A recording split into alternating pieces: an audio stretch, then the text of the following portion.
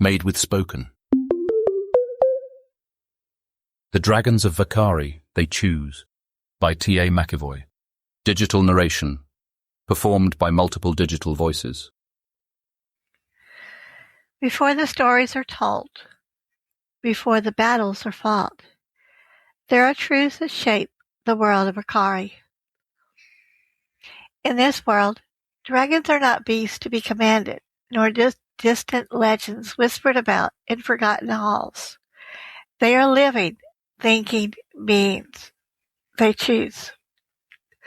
What you're about to hear is not a single tale, but a glimpse into the nature of dragons themselves. Their differences, their choices, and the paths that define them. Some stand in unity, some stand alone, and some stand beyond the world entirely. This is where the story begins. Welcome to Vacari. Chapter 1. They Choose. In Vacari, dragons are not beasts. They are not creatures to be commanded, nor forces to be wielded. They are beings of thought and memory, shaped by time and choice, with voices as distinct as any who walk the world below them. They feel, they remember, and above all, they choose. No bond is forged through power alone. Those who stand beside them do so not as masters, but as equals recognized, accepted, and trusted. Yet not all dragons walk the same path. Some guard, some guide, some fall. And in the shadows, others wait. In Vacari, dragons do not serve, they choose. Chapter 2. The Divine Dragons of Vacari. Not all dragons are shaped by choice alone. Some were never meant to walk the same paths as others, never meant to stand within the shifting balance of power, conflict, or alliance. Their existence is not defined by the world, but woven into it. These are the divine dragons, beings of presence and purpose, whose power does not rise from dominance or desire, but from something far older, something intrinsic to the nature of existence itself. They do not seek to rule. They do not seek to conquer. They endure. They observe. And when necessary, they act. Among them are those who belong to Vacari dragons, bound not by territory, but by connection. Their presence is felt not as force, but as certainty. A quiet understanding that some powers are not meant to command, but to restore. Celestial dragons move with a light that does not burn, but reveals. Their presence brings clarity where confusion lingers, guiding rather than forcing, illuminating rather than overwhelming. Platinum dragons stand as pillars of balance and healing, their strength measured not in what they destroy, but in what they preserve. Where others see endings, they see continuation threads of life worth protecting, even when the cost is great. Among them stands Radiantus, not as a ruler, not as a conqueror, but as a presence. When he moves, it is not with urgency but with purpose. When he speaks, it is not to command but to remind. To heal is not to stand apart, but to stand where one is needed most. There is no hesitation in his voice, no doubt, only truth. For those who belong to Vacari, power is not something to be wielded over others. It is something carried for them. But not all who bear such power belong to this world. There are those whose presence does not align with Vacari's balance beings, who exist beyond it, whose power is not woven into the world, but pressed against it. They do not restore. They reshape. Shadow dragons move where light cannot reach, their presence felt in the spaces between certainty and fear. They do not simply exist within darkness. They deepen it, stretching it, turning it into something that consumes rather than conceals. Abyssal dragons are something else entirely. They are not born of the world, nor shaped by it. They were called, drawn from depths beyond Vacari, where even the oldest powers do not reach. And something answered. Among them stands Voraxia, not as a guardian, not as a counterpart, but as opposition. Her presence does not arrive with sound or fury. It settles, heavy, inevitable, like a truth the world was never meant to carry. This world is already changing, whether you see it or not. Her voice does not rise. It does not need to. It carries with it the weight of certainty, of something that does not question, does not doubt, and does not yield. Between these forces, the divide is clear. Even among the divine, there is no unity. There are those who belong, who stand with the world, bound to its balance, its life, its continuation. And there are those who do not. Those who see the world not as something to protect, but as something to be remade. And in that divide, the nature of power reveals itself, not in what it can do, but in what it chooses to become. Chapter 3, The Nature of Power, Chromatic Dragons. Where some dragons stand beyond the struggles of the world, others stand within it and claim it. Among the dragons of Vacari, there are those who embrace power not as a responsibility, but as a right. These are the chromatic dragons, beings of strength, dominance, and unyielding will. They do not seek balance, nor do they concern themselves with harmony. Their place in the world is not to guard it, but to shape it according to their own design. Power to them is not shared. It is taken, held, proven. Among them, few are as iconic as the red dragons. Born of flame and fury, red dragons embody overwhelming strength. Their presence alone bends battlefields to their will, their fire reducing even the strongest defenses to ruin. Yet beneath that fury lies more than instinct. There is awareness, calculation, dominance that is not merely physical, but absolute.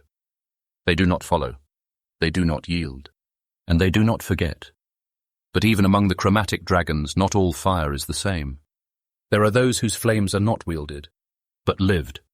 Hellfire dragons rise from the volcanic mountain regions of Afor, born of the molten heart of Vacari itself. Their power is not drawn from corruption, nor from any force beyond the world. They are creatures of it. Living infernos shaped by pressure, heat, and the violent breath of the land beneath them. They are often counted among the chromatic dragons, their destructive nature placing them beside others who wield fire and force. Yet their presence unsettles even those who would claim them. Some accept them as kin, recognizing their strength, their place within Vacari. Others are less certain. Fire that answers to nothing is not strength.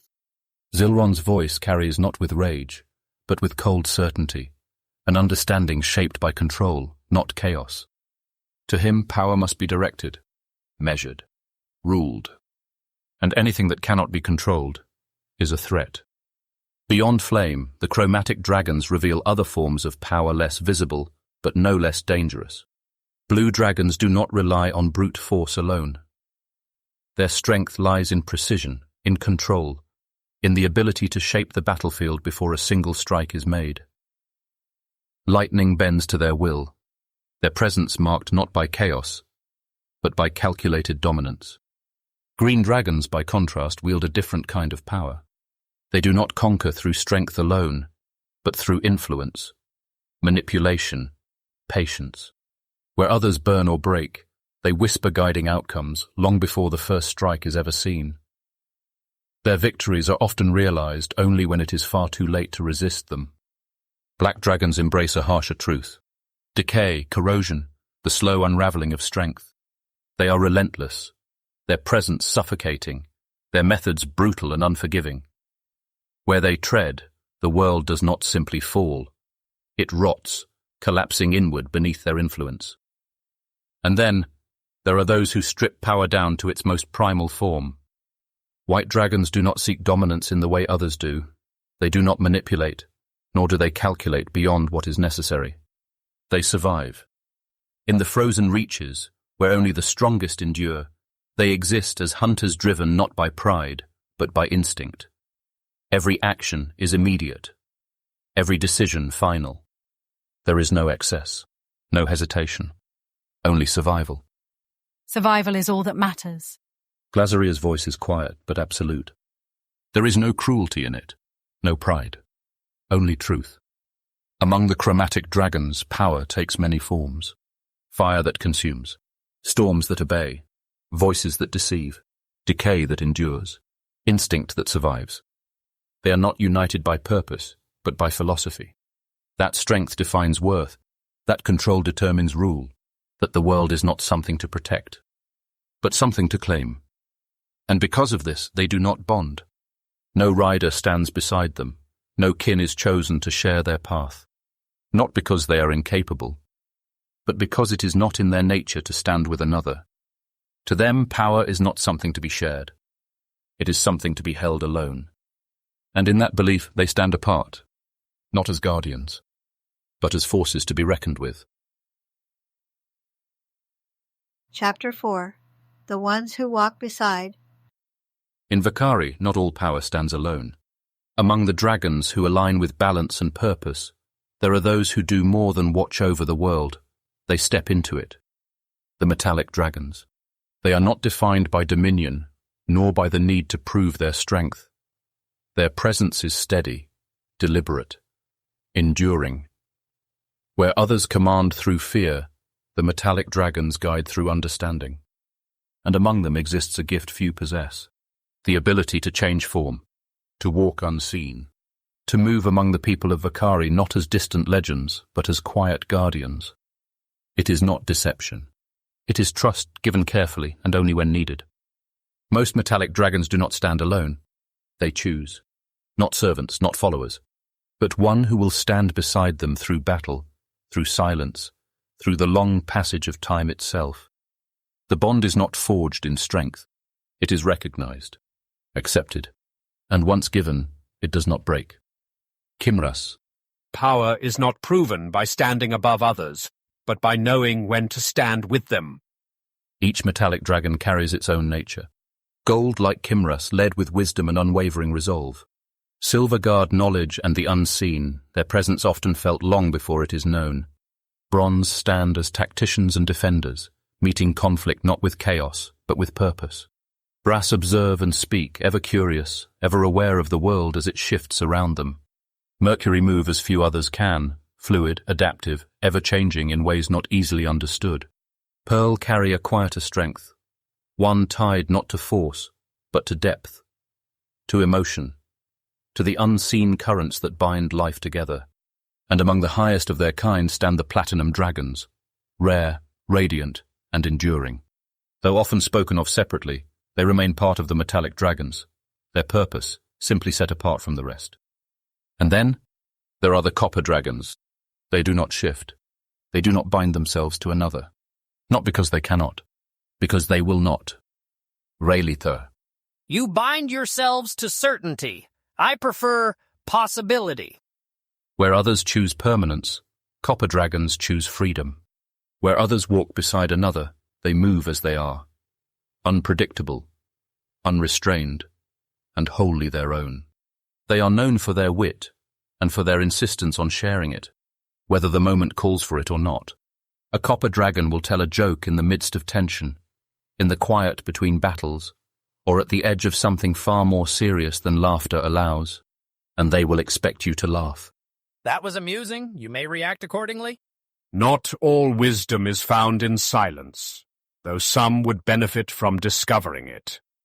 They are not lesser for it, nor are they outside the balance. They are simply different. In Vacari, even among those who stand for unity, choice still defines the path.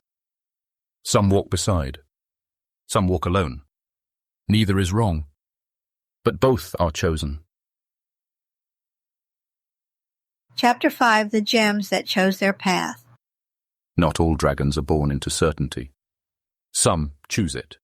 Among the gem dragons of Vacari, alignment is not dictated by origin, nor bound by expectation. They are creatures of awareness of thought, of perception, of inner truth, where others are shaped by instinct or tradition. The gem dragons decide. Those who stand with the noble dragons do so, not because they must, but because they believe. The amethyst dragons, like Amara, embody clarity and mind. Their power is not of flame, but of thought psionic, precise, and deeply connected to the unseen. Emerald dragons move with insight and foresight, their understanding of the world often stretching far beyond the present moment. Crystal dragons, radiant and resolute, reflect both light and purpose, capable of shaping power into forms guided by intent. Sapphire dragons stand firm in discipline and order, their presence unwavering even in the face of chaos. Opal dragons shimmer with shifting perception, their connection to illusion and possibility, allowing them to see what others cannot. Diamond dragons endure. Their strength is not simply physical, it is absolute, unyielding, and refined beyond fracture. Ruby dragons burn with passion and conviction, their loyalty fierce, their presence impossible to ignore. Amara. For beings who claim superiority, they are remarkably consistent in one regard. They give me a headache. And then, there are those who stand at the threshold between realms, the celestial dragons. They are counted among the gem dragons, and yet their nature reaches beyond even that. They are also among the divine. Their purpose is not tied to conflict, nor to alignment alone, but to something greater, something older. They do not choose sides lightly, but when they do, the world feels it. But not all gem dragons walk this path. Some choose differently. The fallen gems. Where the noble-aligned gems chose balance. Others chose power. Topaz dragons, like Zarathos, were not always what they have become. Once counted among the gem dragons of clarity and strength, they fell, not through corruption alone, but through pride, through the belief that they should stand above all others. Zarathos. You speak of superiority as though it were a flaw. It is simply the truth you refuse to accept. Obsidian dragons dwell in shadow and reflection, their connection to darkness not merely physical, but philosophical. They see truth in fracture, and often reshape it to their will. Bloodstone dragons thrive in conflict. Their power feeds on struggle, on the clash between forces, drawing strength from the very chaos others seek to contain. Onyx dragons move where light does not linger, silent, watchful, patient. They do not rush. They do not warn. And by the time they are seen, it is already too late. The gem dragons of Vacari are not divided by what they are. They are defined by what they choose. Some stand with unity. Some stand in opposition. And some stand beyond both. In the end, their nature is not written in their form, but in their will.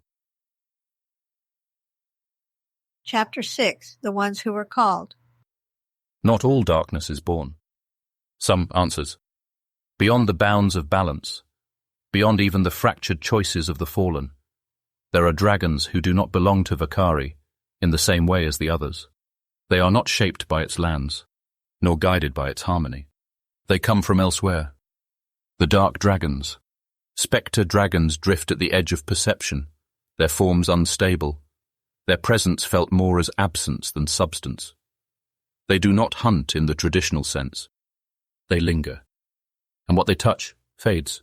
Nightshade dragons move with quiet lethality, their power rooted in venom of body, of mind, of influence. They do not rush their prey. They wait.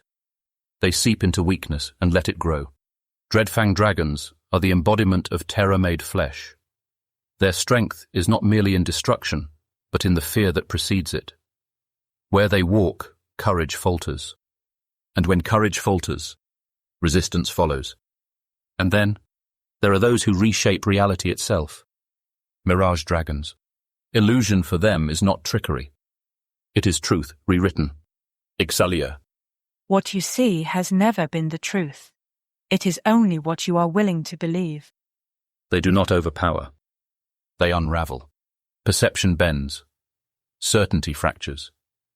And by the time their presence is understood, nothing remains as it was. But even among these, there are those whose existence reaches beyond the world entirely. The divine shadows.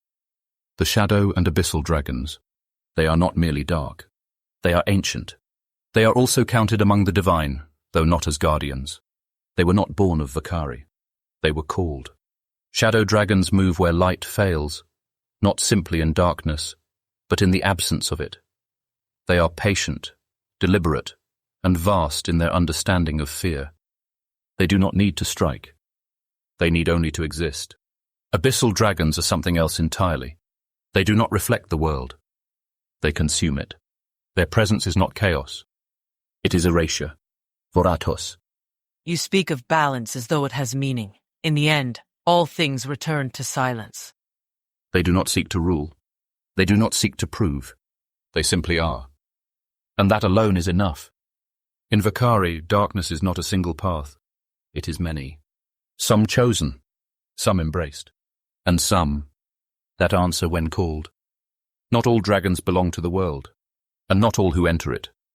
Leave it unchanged. Author commentary. The Heart of Vacari. I have always loved dragons. In the world of Vacari, they are far more than beasts or distant legends. They are living, thinking, feeling beings, each with choices to make, burdens to carry, and destinies to shape. Here, dragons are not simply part of the world's backdrop. They are part of its soul. They speak, they feel, and they decide their own paths.